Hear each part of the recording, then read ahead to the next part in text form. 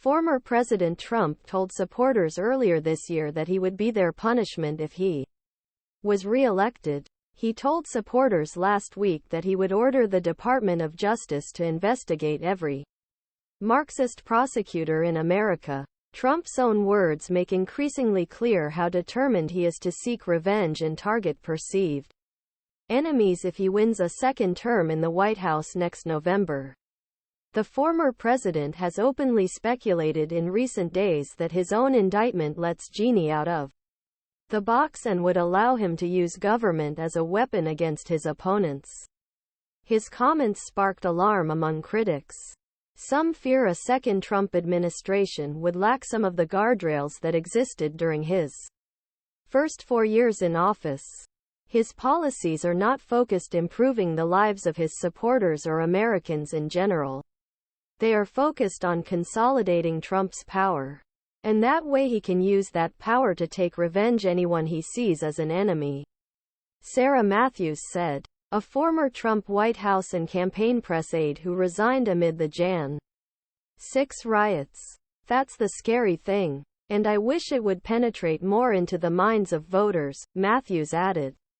Trump's own words paint a clear picture of an individual who is increasingly focused on targeting those believes have wronged him if he can return to the White House, and uses highly provocative rhetoric to make his point. To more here earlier this year, the former president called on Republicans Congress to defund the FBI and Justice Department as he faces federal investigations that have resulted in indictments Florida and Washington, D.C. in September. Trump claimed that former Chief of Staff Mark Milley had committed treason by reaching out to China to provide reassurance in the final days of Trump's first term after the 2020 election. Trump made a statement in New Hampshire last week in which he likened those on left to vermin who posed an internal threat to the country and scolded them for using language used by dictators decades ago. And Trump has been talking for months about plans to launch direct investigations into President Biden, his family and others if he retakes the White House.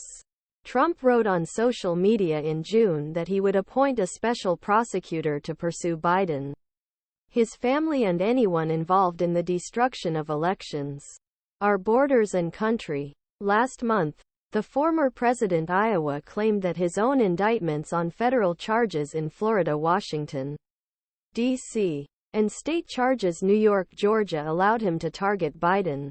He reiterated that belief in an interview with Univision last week, and was asked if he would arm the Justice Department if elected. It could definitely happen the other way around. What they did was let the genie out of the box. Multiple reports by the New York Times Washington Post in recent weeks have detailed how outside conservative groups and Trump's longtime allies are laying the groundwork for Trump's Sec.